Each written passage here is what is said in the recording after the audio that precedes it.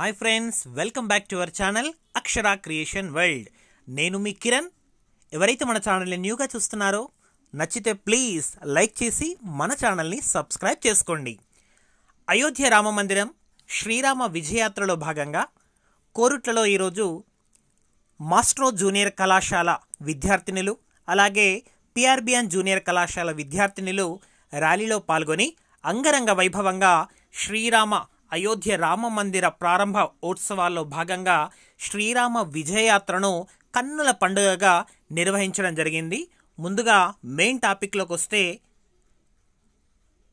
16వ శతాబ్దంలో నిర్మించబడిన బాబ్రీ మసీద్ యొక్క పూర్వ ప్రదేశం ఇప్పుడు మనం అనుకున్నటువంటి రామ జన్మభూమి, అయోధ్యలో ఉండేటువంటి రామ జన్మభూమి.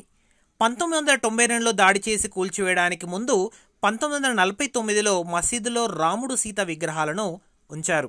2019లో వివాదాస్పద భూమిని హిందువులకు దేవాలయానికి నిర్మాణానికి ఇవ్వాలని, ముస్లింలకు మసీదు నిర్మించేందుకు వేరే చోట భూమి ఇవ్వాలని 2019లో సుప్రీంకోర్టు తీర్పు వెలువరించింది.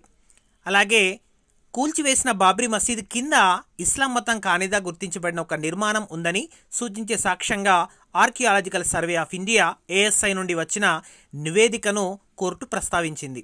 అయినప్పటికీ ఏఎస్ఐ వాదనలలో విరుద్ధమైనవని, నమ్మదవినిగా విమర్శకులచే వివాదాస్పదంగా మారింది. కానీ సుప్రీంకోర్టు వివరణాత్మక విచారణ తర్వాత ఏఎస్ఐ నివేదిక చెల్లుబాటు అయ్యేదిగా అంగీకరించడంతో ఇవి నిష్ఫలమయ్యాయి.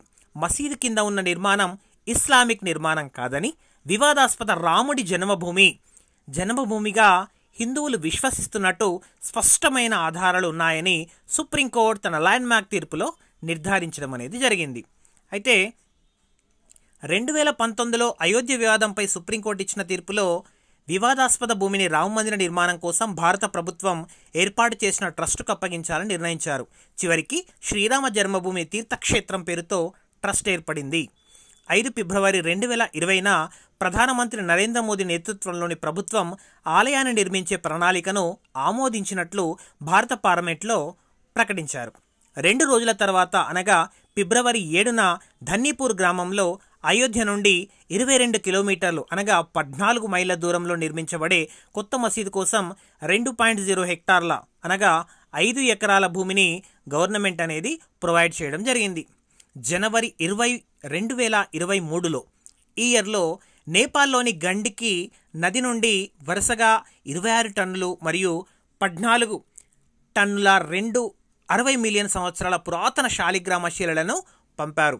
గర్భగుడిలో రామ్లల్లా విగ్రహాన్ని చెక్కడానికి ఈ రాళ్లను ఉపయోగించారు. ఆగస్టు 2023లో శ్రీరామ జన్మభూమి తీర్థ ట్రస్ట్ ప్రకారం 70% వర్క్ పూర్తయింది మరియు 40% పైకప్పు పని పూర్తయింది. డిసెంబర్ 2023లో ప్రధాన ఆలయాన్ని చుట్టుముట్టిన 6 చిన్న చిన్న దేవాలయాలతో పాటు గర్భగుడిని కలిగినటువంటి మొత్తం పునాది దాదాపుగా పూర్తి కావడం జరిగింది. ఆలయం మరియు దాని ప్రాంగణం మొత్తం కూడా రామ్లల్లా విగ్రహ ప్రాణ ప్రతిష్టతో పాటు ప్రధానమంత్రి నరేంద్ర మోడీ, ముఖ్యమంత్రి యోగి ఆదిత్యనాథ్, ఆర్ఎస్ఎస్ చీఫ్ మోహన్ భగవత్ మరియు శ్రీరామ జన్మభూమి తీర్థం నృత్య గోపాల్ దాస్ జనవరి 22, 2024 అనగా సోమవారం రోజున అంగరంగ వైభవంగా కార్యక్రమాన్ని స్టార్ట్ చేయడం అనేది జరిగింది. మీరు కూడా ఇవన్నీ కూడా మార్నింగ్ టైంలో చూడటం అనేది జరిగింది. సో ఆ విధంగా అక్కడ సక్సెస్ఫుల్గా కంప్లీట్ అయిపోయిన తరువాత మన భారతదేశం అంతటా కూడా ఆనందోత్సాహాలతో ఈ విధంగా చిన్నారులు చూడండి ఆనందోత్సాహాలతో వారి యొక్క హ్యాపీనెస్ని షేర్ చేసుకుంటున్నారు. అందులో భాగంగా మన కోరుట్ల లోపల కూడా అక్కడ గ్రాండ్ ఓపెనింగ్ సెరమనీ అయిపోయిన తర్వాత శ్రీరాముని యొక్క ఆశీస్సులు, దేవదేవుని యొక్క ఆశీస్సులు మనందరిపై ఉండాలని మనస్ఫూర్తిగా కోరుకుంటూ చిన్నారులంతా కూడా నృత్య ప్రదర్శన చేస్తూ మన కోరుట్లలోనే కాకుండా మన తెలంగాణ అలాగే భారతదేశం అంతటా కూడా అంగరంగ వైభవంగా ఆనందోత్సాహాలతో కేరింతలతో ఒక పండుగ వాతావరణంగా నెలకొలడం అనేది జరిగింది. ఇది నిజంగా ఇప్పుడు మనము చేసుకున్నటువంటి అదృష్టంగా భావించవచ్చు. కొన్ని వందల సంవత్సరాల నాటి కళ అనేది నెరవేరింది అని అనుకోవచ్చు. మన గ్రాండ్ పేరెంట్స్ ఎంతోమంది అయోధ్య రామ మందిర నిర్మాణం కోసం వేచి చూశారు, కలలు కన్నారు. అవన్నీ కలలుగానే మిగిలిపోయాయి. కానీ ఇప్పుడు ప్రజెంట్ సిచ్యువేషన్లో అద్భుతమైనటువంటి రామ మందిర నిర్మాణం పూర్తి అయిపోయిన తర్వాత ఆ దేవదేవుణ్ణి 2 కళ్ళతో చూడటానికి కూడా మన కన్నులు చాలడం లేదు. అంత అత్యద్భుతమైనటువంటి రూపాన్ని మనము దర్శించడం అనేది జరిగింది.